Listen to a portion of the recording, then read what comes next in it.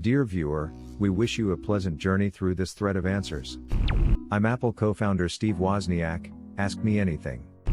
What are your thoughts on the FBI/Stewe versus Apple ordeal at the moment? All through my time with personal computers from the start, I developed an attitude that things like movement towards newer, better technologies, like the Macintosh computer, like the touchscreen of the iPhone, that these were making the human more important than the technology. We did not have to modify our ways of living. So the human became very important to me. And how do you represent what humanity is? You know what, I have things in my head, some very special people in my life that I don't talk about, that mean so much to me from the past. Those little things that I keep in my head are my little secrets. It's a part of my important world, my whole essence of my being. I also believe in honesty. If you tell somebody, I am not snooping on you, or, I am giving you some level of privacy, I will not look in your drawers, then you should keep your word and be honest. And I always try to avoid being a snoop myself, and it's rare in time that we can look back and say, how should humans be treated? Not, how can the police run everything? What is Tim Cook doing right/wrong, in your opinion? Tim Cook is acknowledging the employees of Apple and the customers of Apple as real people. He is continuing a strong tradition that Steve Jobs was known for of making good products that help people do things they want to do in their life, and not taking the company into roads of, oh, we'll make all our money like by knowing you and advertising to you. We'll make good products. And you know, I started out as a hardware product guy, so I'm glad to see that. I worry a little bit about, I love my Apple Watch, but it's taken us into a jewelry market where you're going to buy a watch between $500 or $1,100 based on how important you think you are as a person. The only difference is the band in all those watches. 20 watches from $500 to $1,100. The band's the only difference? Well, this isn't the company that Apple was originally, or the company that really changed the world a lot. So it might be moving, but you've got to follow, You've got to follow the paths of where the markets are. Steve, what's the greatest invention that you wished you designed? What question might be too hard for any human being? Greatest invention.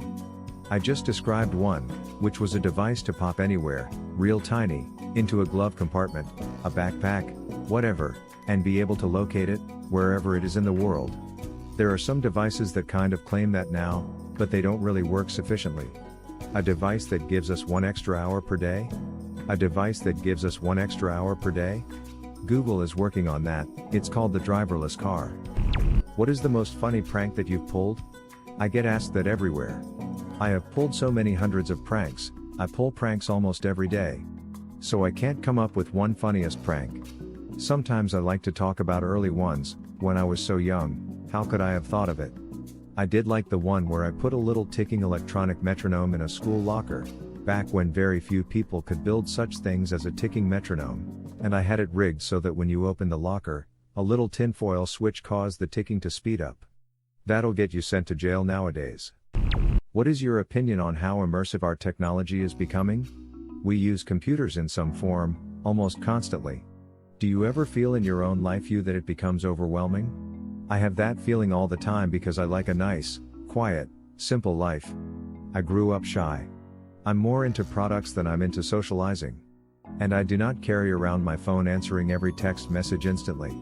I'm not one of those people. I wait until I'm alone in my places and get on my computer and do things where I think I'm more efficient. I really see a lot of people that are dragged into it, but I don't criticize them. When you have change, it's not that the change in how people are behaving different to you is bad or good, it's just different. So that's sort of the modern way, and the millennials, every generation wants to criticize the next generation for missing out on things like personal human contact, but I'll tell you a little story. When we started Apple, Steve Jobs and I talked about how we wanted to make blind people as equal and capable as sighted people, and you'd have to say we succeeded when you look at all the people walking down the sidewalk looking down at something in their hands and totally oblivious to everything around them. Thank you for doing this, Steve. Even though you left in 1985, what was your relationship with the company like after, and how has that changed compared to now? Are you, for example, allowed to go and visit any colleagues that still work there, or are you simply another outsider? Well, obviously Apple is the most important thing ever in my life, and it would be no matter what I might go off and try to do outside and say. No, I would only say one thing, I am Apple. When I left in 85, the same as when I left in 81, I actually remained an employee on a slight payroll. I had a letter from Apple wishing me luck. I sat on a blackboard and showed them what my intent was to go and create as a product, and there was absolutely no conflict. I like to live a life where kinda everyone likes me. I'm just not bad. If somebody is bad to me, I'm still good to them. Somehow I grew up with these values that seem kind of incredible, so I always was on good terms with Apple and they always like me, I'm always welcome. I could come by, Steve Jobs would always make sure I had a badge that could get me into any building. I didn't use it much, but I can go there. The only trouble is I'll get mobbed. Seeing as you're hosting a Comic Con. Who's your favorite comic book character? You know what, I'd go back to the early days. There has to be a start of something, just like personal computers. You know, I'd go back to the old, boring, like Superman. You know, I like all of them about equally. I love all of the ones in the Avengers, I love Spider-Man, Batman. I don't have a personal favorite at all. It's just the whole genre, you know. Every one of them reaches me emotionally the same way as the others. Okay then Steve, Batman has no realistic chance, right? Who was the first person to call you Woz? I don't remember who first called me Woz. I remember that nickname started coming to me when I was working at Hewlett-Packard 73, 74, 75, around the start of Apple for some reason. So that became sort of a name I used to identify myself with Apple and the new products. I found out later in life that almost every Wozniak gets the nickname Woz over time. Their friends just start calling them that. My uncle is Uncle Woz. My son, his friends call him Woz, and I turn to my kid and I realize they're talking to Gary instead. So it goes back. It's just nice. I like short simple things in technology, so I like shortening my name, I like shortening my signature. And what a privilege to grow up like Sting where one word and people know who you are. Do you still tinker? I don't tinker the way I did in the old days. The last time I tinkered was to build a little Segway key burner where I could twist some dials, set my own speed codes on it, and tell the Segway how fast it was allowed to go.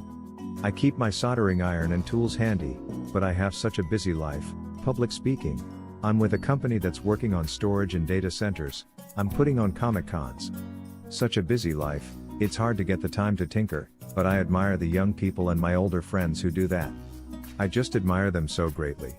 It's really where the great future products are going to come from. I think it's much less important to get somebody who has PhDs in all these subjects. If you can find somebody who never went to college but has built a lot of things as a tinkerer, knows how to operate the equipment, run into their own little garage or laboratory quickly and whip something out, that's the person that companies are missing out on, and all their requisition requirements overlook those people. Hi Steve. I remember hearing about how you invented the sound card from a dream you had. Have you dreamed up any new devices lately? I don't remember which sound card this is about. I actually do dream up devices that would be cool all the time, and I don't really form a list that I'm working on in my memory. I just keep them inside of me and they come up when they're needed. Usually I'm looking for an underlying technology developed by physics people and chemistry people on a new type of chip that didn't exist before that makes something possible that wasn't possible before. I had a startup company to make a little device that would be very low cost, you know, like $30 in the grocery store, and you could just pop in anywhere and the battery would last for a year, and it would be a little detection device that would notify you if your dog got out of the fence at home, or where your car is located if you forget, and I failed. I failed on technology grounds of cost, size, and the amount of power usage. What would have been your answer or question? Leave it in the comments below. Slap that like and subscribe button for more, and check out the link in the video description for even more answers. Peace out, and catch you in the next video.